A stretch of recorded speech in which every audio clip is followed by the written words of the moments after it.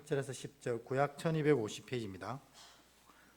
제가 먼저 읽고 여러분이 한 절 읽고 교독하겠습니다. 제가 먼저 읽습니다. 다리오가 자기 뜻대로 고관 120명을 세워 전국을 통치하게 하고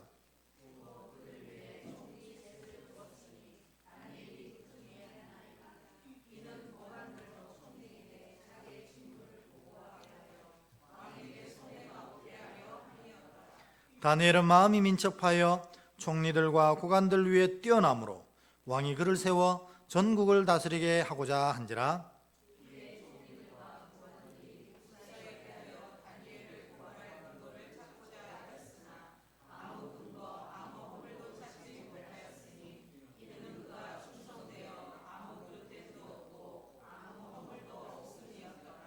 그들이 이르되 이 다니엘은 그 하나님의 율법에서 근거를 찾지 못하면 그를 고발할 수 없으리라 하고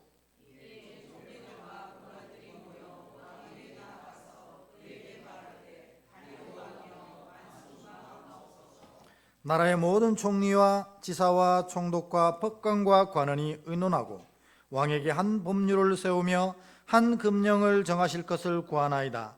왕이여, 그것은 곧 이제부터 30일 동안 누구든지 왕 외에 어떤 신에게나 사람에게 무엇을 구하면 사자굴에 던져 넣기로 한 것이니이다.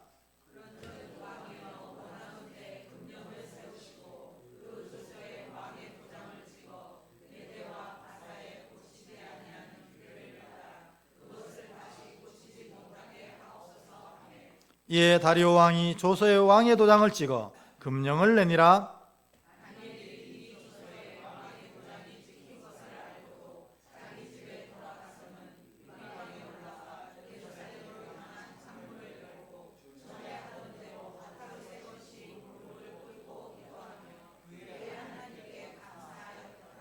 아멘. 먼저 우리 하나님 바라보면서 이런 고백 같이 할까요? 하나님 함께 해주셔서 감사합니다. 그리고 옆에 분한테 함께 계셔 주셔서 감사합니다. 시작. 네, 얼마나 함께 계셔 주셔서 감사한지 모르겠습니다. 오늘 제지학교 이제 9번째, 그러니까 제가 와서 1년에 4과씩 진행해서 이제 3년 차가 되어서 9번째 하는데, 9번째 주제는 재직의 사회생활입니다. 우리가 예수를 믿으면서 바로 천국에 가면 참 좋을 텐데 그렇지 못하다는 게 참 아쉽습니다. 이 세상에 살다가 천국에 가야 되는데, 오늘 오전 예배 때 이 세상을 이렇게 살게 하신 것은 이 세상에서 하나님을 바라보는 훈련을 하게 하시려고 이 기회를 주신 것이라는 걸 배웠습니다. 그래서 이제 우리가 이 세상을 그래도 살아가야 하는데 어떻게 살아가야 하는가 그 얘기를 오늘 좀 나눠보도록 하겠습니다. 근데 여러분, 재직의 사회생활 하는데 여러분 이 질문을 하고 오늘 얘기를 좀 시작해 볼까 하는데요. 여러분이 예수를 믿는 목적이 뭡니까? 하는 질문을 좀 하고 싶습니다. 이게 다양한 대답을 할 수 있죠, 그죠? 예수를 믿는 목적이 뭔가? 첫 번째, 어떤 분들은 그렇게 얘기하실 거예요. 구원받으려고 예수 믿습니다. 너무나 잘하셨어요. 왜냐하면 구원은 예수 이름 외에는 허락지 아니하신다고 분명히 돼 있으니까 우리 예수를 구주로 고백하기 위해서 이 자리에 모인 건 너무 잘 하셨습니다. 그런데 여전히 그렇다면 곤란한 거죠. 이미 우리는 한 번 예수를 고백하고 구원을 완성했잖아요. 안 그렇습니까? 여러분 다 구원 받으신 줄 믿습니다. 그런데 아직도 구원을 위해서 신앙생활 한다면 이보다 안타까운 게 어디 있습니까?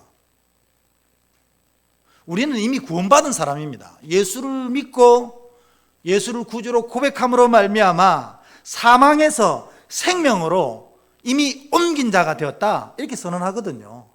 그러니까 여러분은 다 예수 믿었기 때문에 다 구원받은 사람입니다. 그런데 아직도 저는 구원을 위해서 달려갑니다. 이러면 이건 뭔가 이상하잖아요.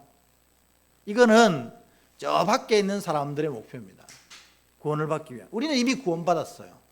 그러면 우리는 무엇을 위해 예수를 믿습니까?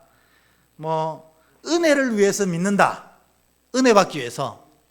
여러분, 그것도 좀 맞는 말이기도 하고 또 틀린 말이기도 합니다.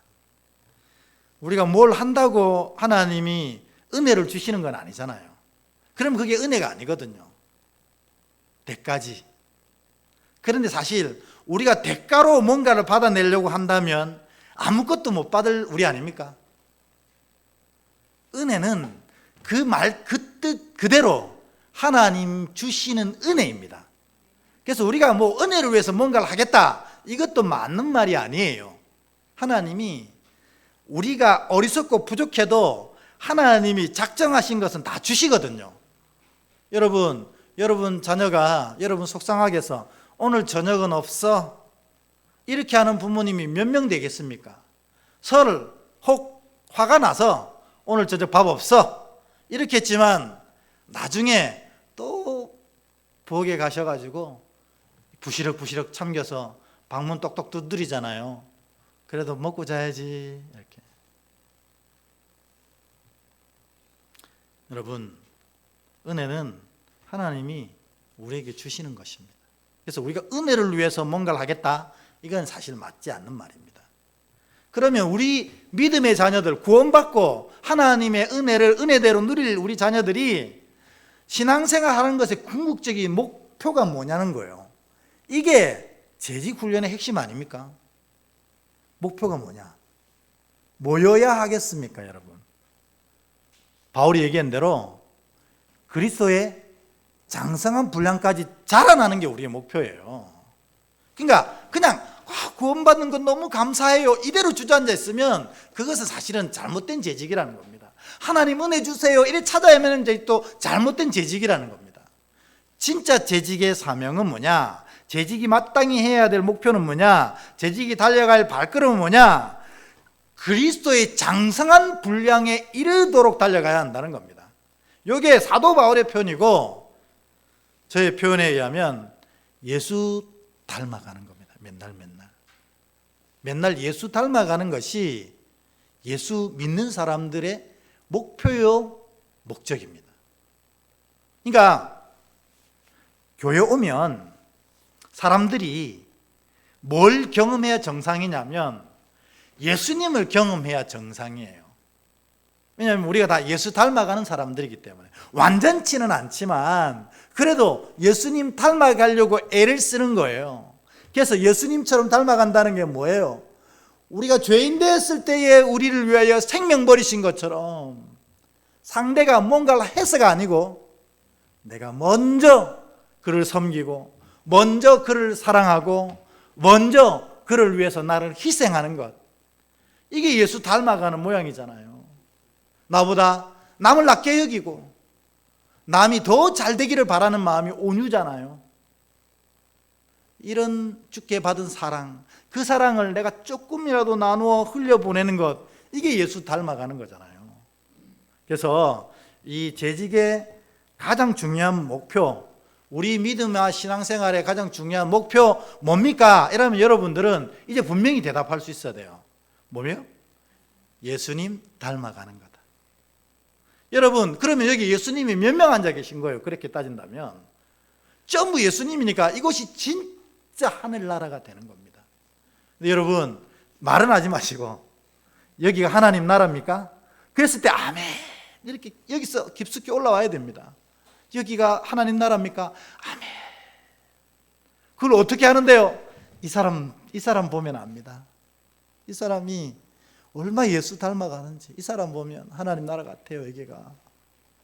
이래야 이 교회가 바로 세워지는 겁니다. 맨날 우리가 교회의 부흥을 위해서 기도하지만 부흥이 뭐냐? 우리가 다 각자가 예수 닮아가는 게 부흥입니다. 그게 다 부흥이에요. 그럼 이곳이 하나님 나라가 되거든요. 그게 부흥입니다. 그렇게 되면 따라오는 게 뭐예요? 성장하게 됩니다. 하늘 생명이기 때문에 성장하고, 성장하면 이 교회가 맡아야 될 그 맡을 사명들을 감당해내는 교회가 되는 겁니다. 교회는 이렇게 가야 되거든요. 그래서 이런 예수 닮아가는 부흥이 없이 교회가 어떤 원인에 의해서 성장하게 되면 슬퍼지는 일이 생기는 겁니다. 교회에 와서 싸우기 시작합니다. 교회에 와서 냉랭합니다. 같이 신앙생활하면서도 우리 교인인지도 몰라요. 그래서 길거리에서 만나서 막 싸운다고 안 합니까? 네가 먼저 차 빼라고 그렇게 싸우다가 결국 둘 다 예배 시간 늦었는데 알고 보니 같은 교회 들어가더라는 겁니다. 그게 예배 드리러 가는 자의 모양이 맞습니까? 그래서 우리는 날마다 그리스도의 장성한 분량에 이를 때까지 자라나기 위해서 애쓰는 게 우리의 목표다. 이게 정답입니다. 다시 말해서 매일매일 예수님 닮아가는 겁니다. 뭐 이런 얘기한다고 저도 자유롭지 못합니다. 저도 매일매일 예수님 닮아가려고 바울처럼 저를 쳐서 복종시킬 때가 많습니다. 그래서 말 한마디를 했으면 지키려고 애를 쓰려고 노력을 합니다. 우리가 다 그렇게 살아야 합니다.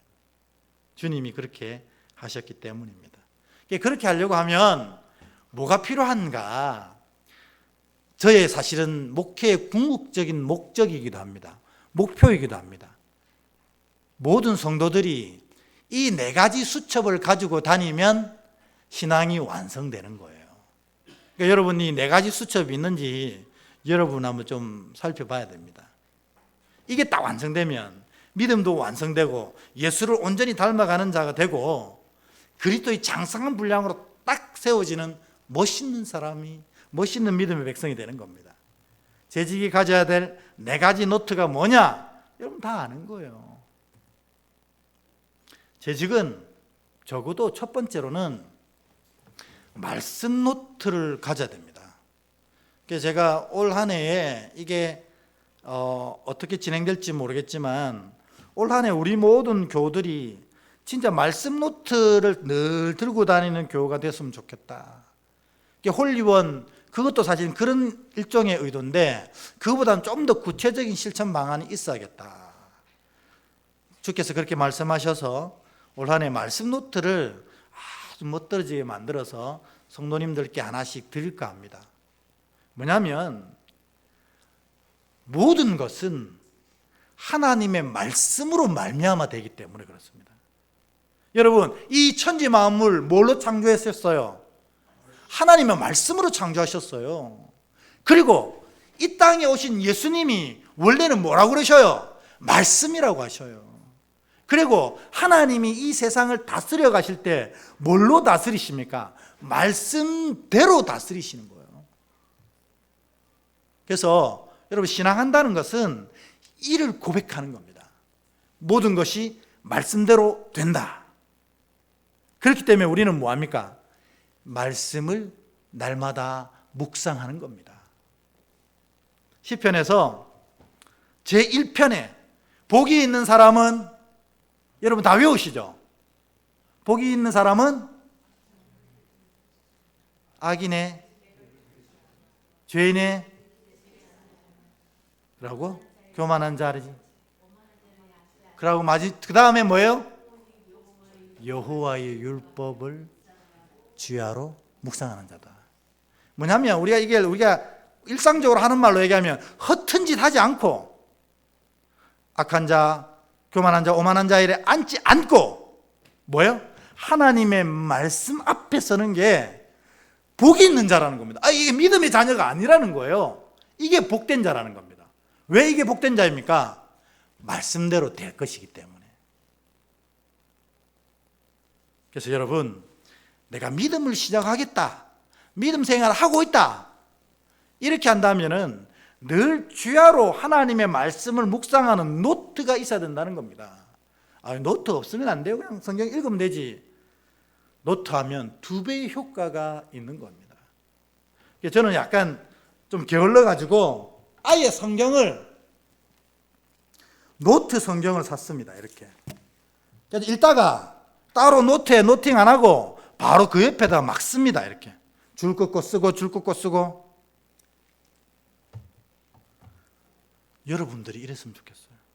그러면요, 목사가 설교하지 않아도, 장모님이 야단 안 쳐도 말씀이 내 삶을 이끌어가는 자가 되는 겁니다. 그러면 말씀대로 살아가는 자에겐 반드시 말씀이 약속하신 은혜가 머물게 된다는 겁니다. 그러니까 은혜를 위해서 신앙생활 할 필요 없이 말씀대로 살아가면 말씀의 역사가 완성되는 것입니다. 틀림없는 것은 하나님의 말씀을 등한히 하는 사람치고 믿음을 제대로 세워가는 사람 단 한 명도 없습니다. 그건 제가 10손가락 아니라 20발가락까지 다 합쳐서라도 얘기할 수 있습니다. 말씀을 떠나서 말씀 묵상도 하지 않은 사람이 믿음을 지켜간다고요? 천만의 말씀입니다. 그런 사람들은 길가에 뿌려진 씨앗과 똑같습니다. 처음에는 믿는 것 같지만 조그만 시련에도 그 믿음이 쏙 사라져 버리는 연약한 자들이라는 겁니다. 말씀에 든든한 뿌리가 있어야 어떤 시련에도 이겨낼 수가 있는 것입니다. 교회 안에도 세상과 똑같아서 얼마나 많은 풍랑이 교회 안에 있습니까? 사실 우리가 다 잔잔하고 사랑하고 예수 닮아가는 것 같지만 이 안에도 사단이 틈타서 우리를 풍랑짓게 하는 많은 일들이 있습니다. 하물며 저 세상 나가면 오죽하겠습니까? 그 많은 풍랑 가운데서도 우리가 이겨낼 수 있는 건 든든한 말씀의 돛대를 달아놓으면 그 말씀이 우리로 하나님께로 가게 만든다는 겁니다. 여러분, 저처럼 게으르시면 아예 이게 노트가 달린 성경을 사십시오. 그래서 말씀을 읽으면서 그 옆에 그냥 바로 쓰시면 되잖아요. 그러나 여러분은 성경에다가 저렇게 칠하는 게 싫으시면 말씀 노트를 사용하십시오. 그래서 요한복음 7장 8절에 이 말씀이 있는데 이 말씀이 내게 이런 은혜를 주셨어요. 그 말씀대로 나는 이렇게 살기를 원해요. 결단까지 탁 쓰시고 마지막에 기도하시고 이것들이 내 삶을 이끌어가게 된다 하는 것입니다. 그래서 여러분들은 재직이니까 적어도 이 말씀 노트는 반드시 만들어 가야 됩니다. 그래서 제가 이 말씀 노트 지금 제작하려고 기도 중에 있습니다. 성도들이 이 말씀과 늘 함께 살아갈 수 있도록 가장 좋은 방식으로 목차를 만들어서 요거를 다 가져가 다닐 수 있도록 좀 하려고 합니다. 두 번째로는 기도 노트가 있어야 됩니다. 여러분 기도는 얼마나 기도하십니까? 사실 기도하려고 들고 5분만 기도하면 눈 떠야 되잖아요. 할 얘기가 없는데 그 5분이 우리의 영혼을 충족하고 우리의 영혼을 하나님 은혜로 착착 적실 수 있습니까? 그 5분으로 이 사단의 영적인 시험들을 물리쳐낼 수 있습니까? 힘들다고 생각합니다. 그래서 적어도 우리 홀리원이 그거거든요. 적어도 1시간은 하나님 안에 거하고 기도해야 되지 않느냐. 근데 여러분, 이게 아무리 기도를 많이 해도 10분이면 기도 제목이 바닥이 납니다. 할 게 없어요. 근데 기도 노트를 쓰면요 1시간이 모자랍니다. 왜냐하면 1페이지에 나의 기도 제목을 쭉 쓰잖아요. 그리고 이거를 놓고 기도합니다.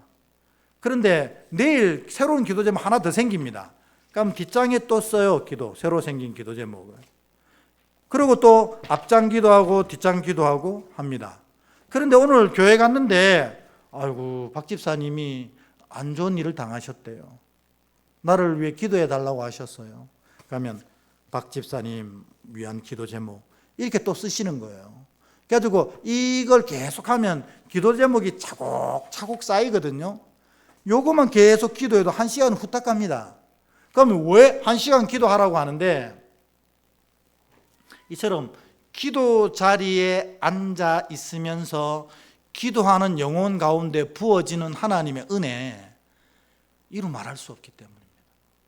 기도 제목이 하나도 중요하지 않아요. 하나님은 이 모든 것이 우리에게 있어야 될 줄 다 아십니다. 그런데 왜 우리의 입을 열어서 기도하게 하실까요? 기도 자리에 앉아서 영적인 은혜를 누리라고 하시는 거예요. 그래서 적어도 여러분 기도를 시작하시면 최소한 1시간 정도는 하실 수 있어야 돼요. 근데 그게 잘 안 되거든요. 그러면 기도 수첩을 쓰셔야 돼요. 그래서 1페이지부터 기도 응답받은 건 빨간 줄 딱 긋고 몇 월 며칠 날 응답 감사합니다 이러면 되거든요. 그래서 계속해서, 그러니까 뭐냐면 이런 분들은 자기의 기도뿐만 아니라 교회의 기도도 함께 쓰게 되고 옆에 있는 분들의 기도도 함께 쓰는 중보기도 수첩도 되는 거예요. 그런데 기도 제목이 어떤 것이든지 그 은혜는 누구에게 주냐면 기도한 자에게 먼저 주신다는 겁니다.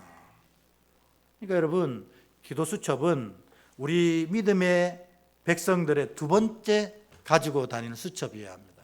그래서 우리 교회가 말씀 수첩이 잘 되고 있으면 기도 수첩을 하나 만들려고 합니다.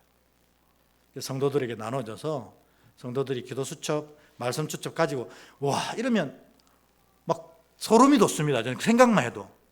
왜냐하면 성도들이 하나님의 전신갑주를 입은 것과 똑같잖아요. 말씀으로 모든 걸 세워가고 기도로 사탄의 모든 것을 깨뜨리고 가니까 얼마나 막 소름이 돋습니다.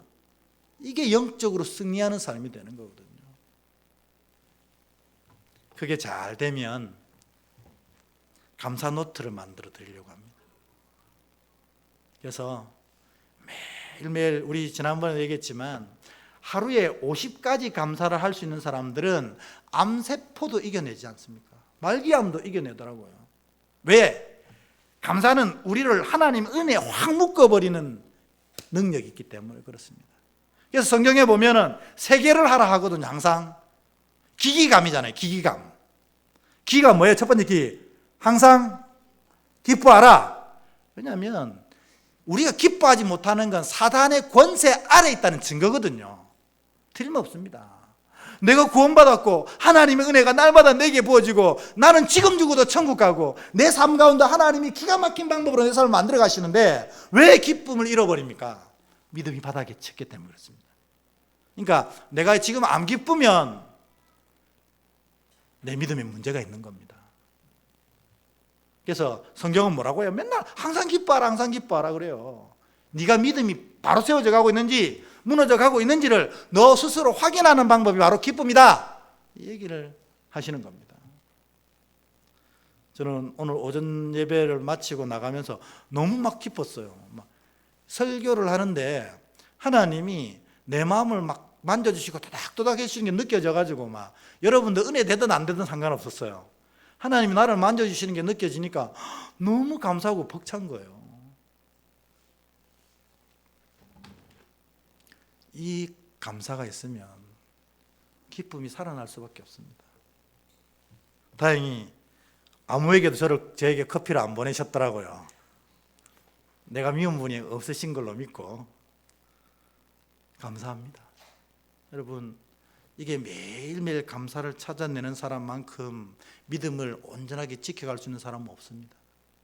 그래서 감사 수첩을 예쁘게 쓰실 수 있도록 기도 수첩이 잘 되면 만들려고 해요. 한꺼번에 다 들이갖고 되는 게 아니잖아요. 어쨌든 감사 수첩이 있어야 돼요. 하루에 적어도 주무시기 전에 오늘 하루 밥 3끼 먹었던 것처럼 3가지 감사가 생각나면 성공한 하루입니다. 3가지 감사 생각나면 성공한 하루입니다. 그거를 만들어가고, 또 어떤 분들은 5가지 감사가 있으면 모든 사탄의 권세도 이길 수 있다 막 그렇게 하시더라고요. 그걸 만들어 드리려고 합니다. 마지막에 말씀으로 충만하고 기도로 풍성하고 감사로 온전하면 자동적으로 일어나는 게 뭐냐면 주를 위해 무엇을 할고 이렇게 되는 겁니다. 여러분, 성경에 있는 모든 우리 성경의 선배들이 이런 얘기를 하는 거는 그 사람들이 뭐 대단해서가 아니에요. 하나님의 영이 충만해지면 결국 주를 위해서 무엇을 해야 될까 그 고민을 하게 된다니까요. 자녀들이 정신 차리고 나면 맨 먼저 하는 게 뭡니까? 효도하려고 합니다. 아직 철 안 났기 때문에 효도 안 나는 거거든요. 그러니까 효도 안 하는 자녀들한테 들들 볶을 필요가 없어요. 철이 안 나서 그래요. 그러나 철 나면 어떤 자녀이든지 제일 먼저 하고 싶은 게 뭐냐면 효도하고 싶어요. 근데 시조에 보면 뭐예요? 어머니 살아실 때 섬김을 다하여라 하잖아요.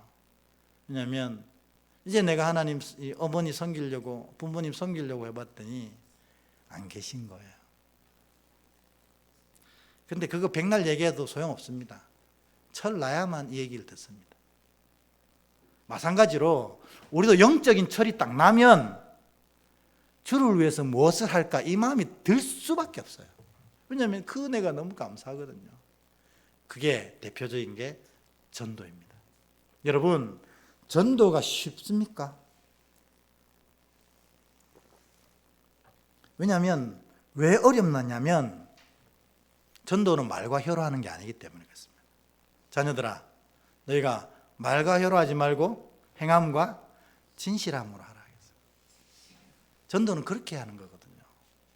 그러니 전도 수첩 보면 다 행함과 진실함 얘기만 가득 차 있어요. 오늘 쌀을 1kg짜리 하나 사고 누구 집에 방문했다. 근데 이 집에 우환이 생겼다. 그를 위해서 기도해 주고 왔다. 주여, 그 영혼을 지켜주옵소서. 이렇게 돌아보니 선풍기가 고장나서 더운 여름에 그냥 있더라. 다음에 갈 때 선풍기 하나 사가야지. 이게 전도 수첩이거든요. 이렇게 쭉쭉쭉 써 내려가다가 할렐루야 이러면 끝난 거예요. 첫 장이 할렐루야면 오늘 내가 40일 동안 섬기던 그가 우리 교회에 왔다.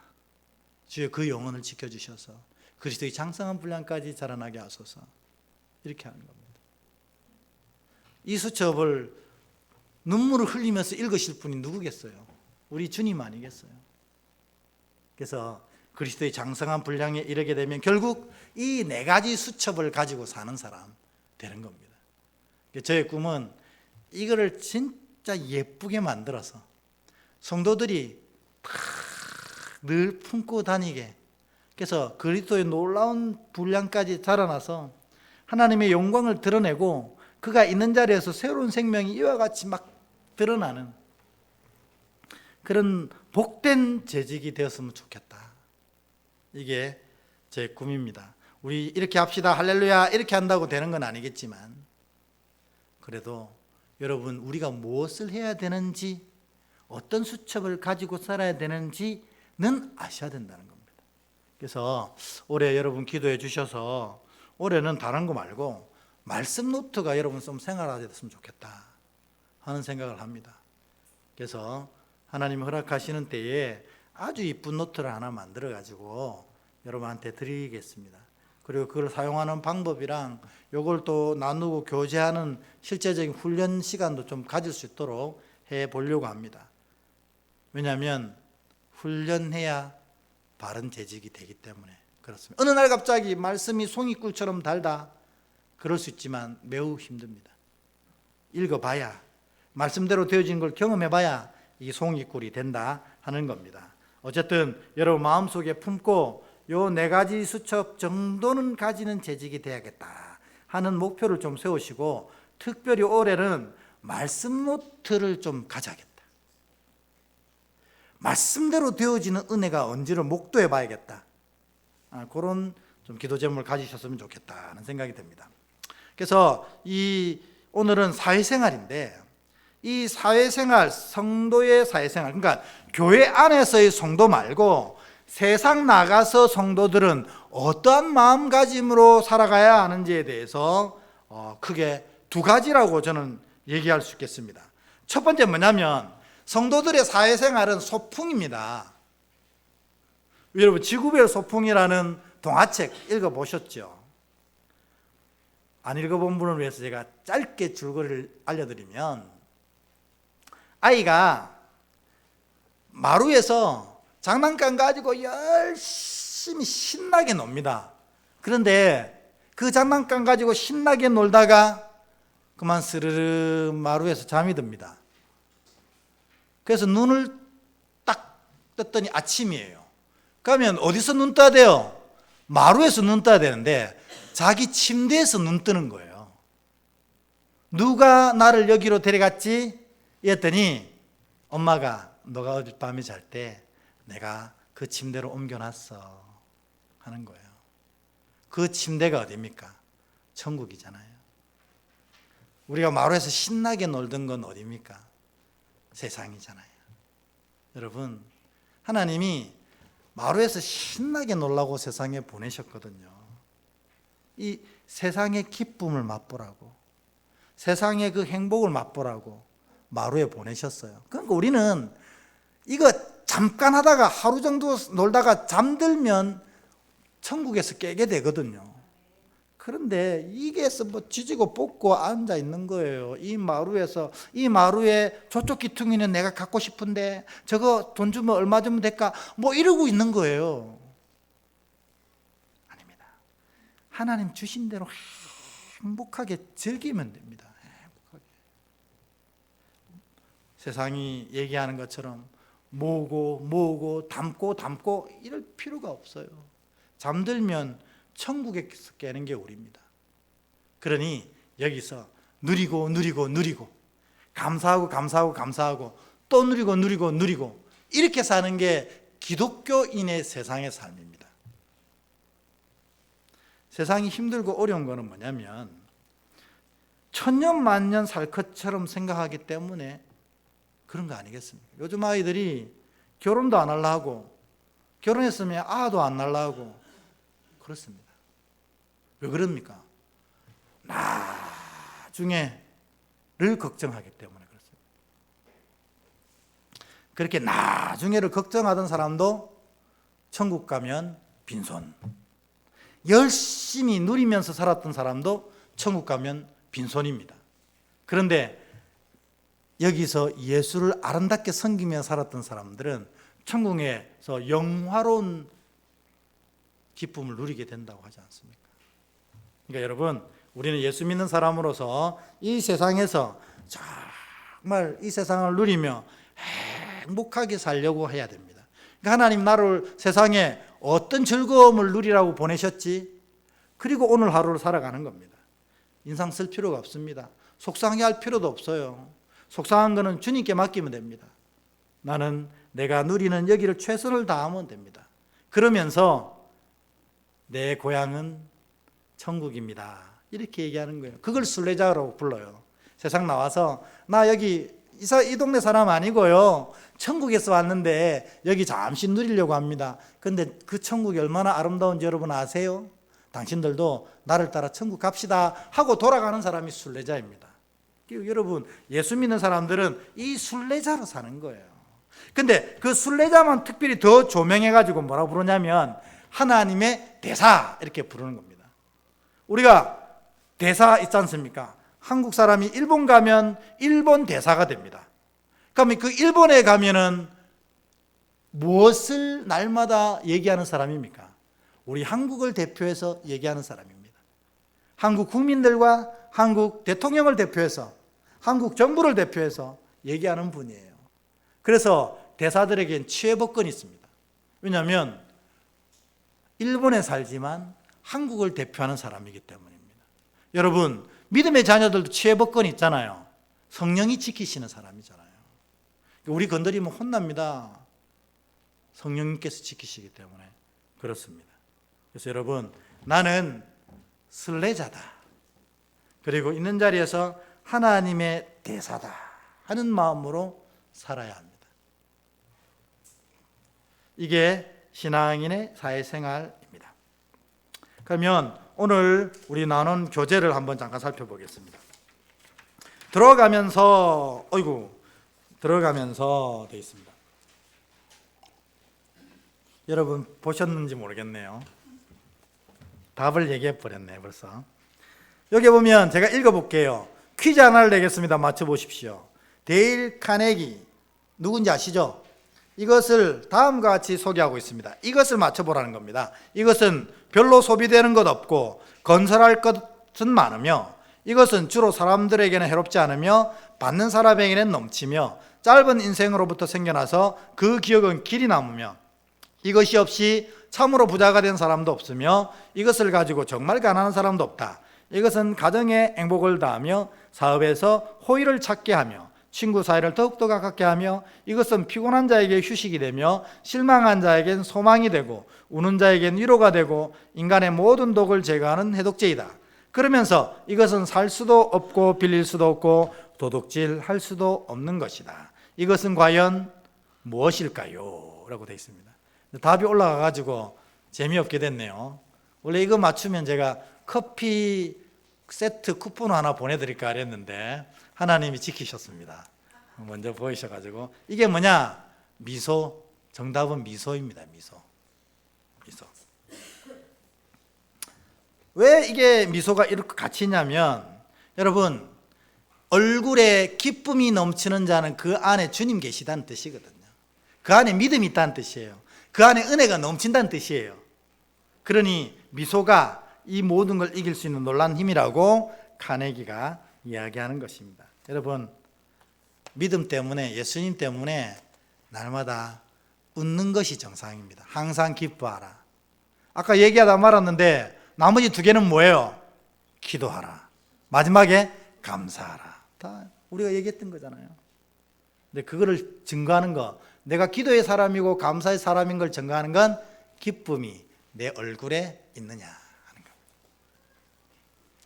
진짜 재직이야. 요거는 우리가 천천히 같이 한번 읽어보겠습니다. 진짜 재직이야. 시작. 다음은 미국의 유명 잡지인 라이프 87년도 11월호에 실렸던 글입니다.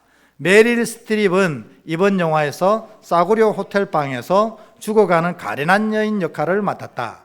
촬영하기 전에 그녀는 시체가 된다는 것이 어떤 것인지를 느껴보기 위해 커다란 얼음백을 30분 이상 껴안고 있었다.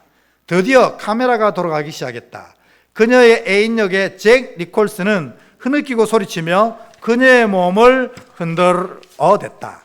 그러나 장면마다 심지어 장면 사이사이에도 메릴은 냉동 생선처럼 꼼짝도 않고 누워 있었다. 제작진 중에 한 사람이 놀라서 감독에게 속삭였다. 어떻게 된 거예요? 숨을 쉬지 않잖아요. 일단 감독은 계속하라는 신호를 주었다. 메릴의 몸에는 생기라고는 전혀 없었다. 그럼에도 촬영은 계속되었다. 촬영이 끝나고 세터가 치워진 후에도 그녀는 창백한 채로 계속해서 누워 있었다. 10분쯤 지났어야 서서히 혼수 상태로부터 깨어나기 시작했다. 감독은 깜짝 놀라 이렇게 더듬거리며 말했다. 이것이 바로 연기야. 메릴이야말로 진짜 연기자야. 메릴 스트립이 아카데미 여우주연상을 수상하며 전 세계적으로 수많은 찬사를 받은 훌륭한 여배우가 될 수 있었던 이유를 여기에서 발견하게 됩니다. 하물며 그리스도의 몸된 교회를 기둥처럼 섬기는 여러분 재직들이야말로 다른 사람들로부터 다음과 같은 찬사를 받아야 하지 않겠습니까? 과연 저 사람이야말로 진짜 그리스도인이야. 아멘. 네. 메릴 스트립이라는 분 여러분 아시는지 모르겠어요. 진짜 유명한 분이잖아요. 이분이 아카데미 여우주연상을 받았는데 얼마나 연기에 충실하려고 했냐면 죽음 사람 역할을 맡았으면 진짜 죽음의 체험을 해보려고 애를 썼던 거예요. 우리가 재직으로서 그리스도인으로서 살아간다는 것, 최소한 이런 자세는 돼야 하지 않겠는가? 그러면 우리가 아니라 세상에서 찬사를 하는 거예요. 저런 사람이 그리스도인이다. 그게 안디옥 교회에서 있었던 이야기 아닙니까? 성경과의 만남 가보겠습니다. 말씀 다니엘서 6장 1절부터 10절까지는 아까 읽었으니까 문제부터 한번 보도록 하겠습니다.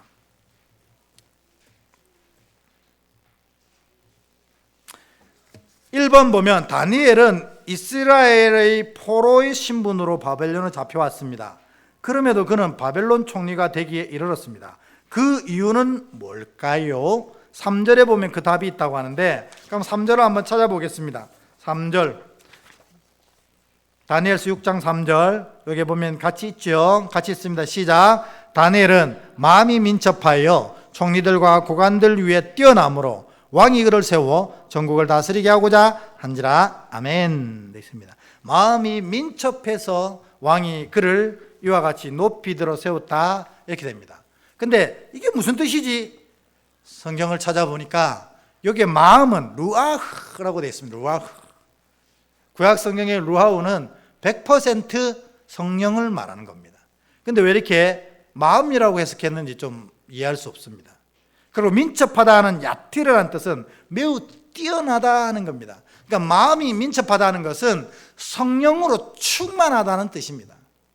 여러분, 이게 교회 일에서 인정받은 사람을 말하는 겁니까? 아니잖아요. 세상에서 인정받는 사람은 어떤 사람이냐? 마음이 민첩한 사람, 성령이 충만한 사람이 세상에서도 인정받는다는 겁니다. 왜 그렇습니까? 하나님이 교회의 하나님입니까? 이 전체 우주의 하나님입니까? 우주의 하나님이잖아요.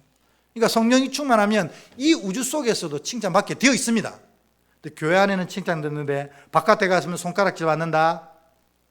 그러면 진짜 믿음의 자녀는 아니라는 것입니다.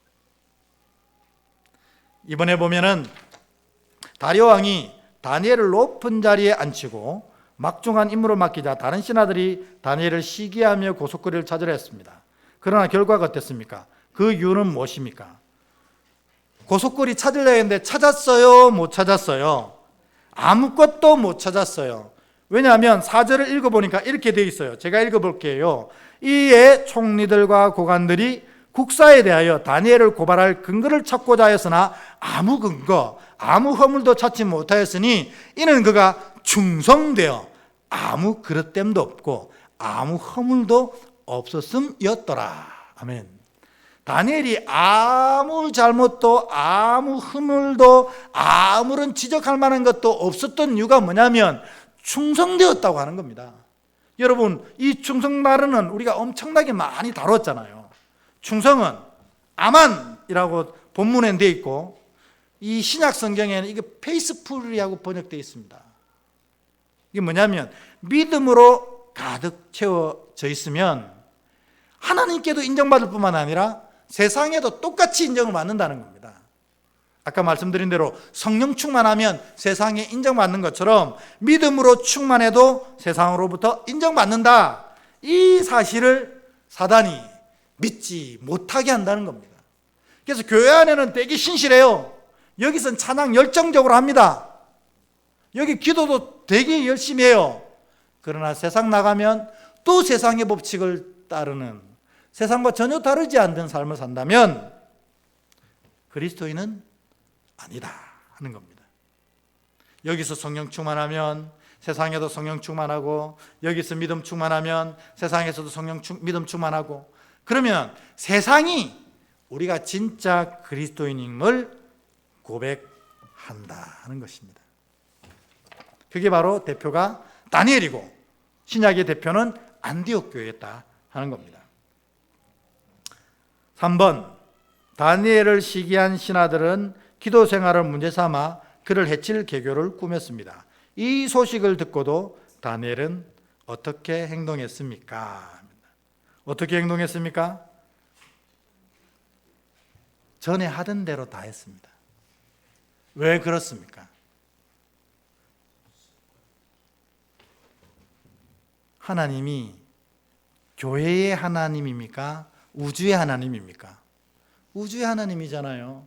그러니까 교회에서도 인정받는 일들은 우주에서도 인정받게 되어 있어요. 근데 우리가 여기서 인정받는 일들을 세상에는 인정받지 못한다고 생각하기 때문에 세상에서 숨기게 되고 세상에 지게 되는 것입니다. 다니엘은 이 하나님을 믿었어요. 그래서 여기서 하던 대로 세상에서도 똑같이 행동하는 겁니다. 결국 4번에 하나님을 경외하고 왕에게 충성한 다니엘과 그를 시기하고 참사하던 바벨론 신하들은 각각 어떤 결과를 맞게 되었습니까? 됐습니다. 여러분 잘 아시잖아요. 어떠한 결과를 맞았습니까? 역전됐습니다. 역전. 다니엘을 죽이려고 했던 자들이 다 사자굴에 들어가서 뼈채 사자의 밥이 되고 다니엘은 더 높이 들어 세워지게 되는 것입니다. 오늘 우리에게 주는 교훈이 뭡니까? 믿음은 교회에서뿐만 아니라 세상에서도 승리한다는 것입니다. 그래서 여러분, 진짜 믿음은 세상에 가서 인정을 받아야 한다는 겁니다. 나머지 내용은 여러분 뒤에 것은 읽어보시면 되겠습니다. 앞에 했던 모든 내용을 요약해서 요 5가지로 정의할 수 있습니다. 그러면 이제부터 여러분, 지난주에 나눴던 분들 말고 오늘은 그분 말고 딴 분한테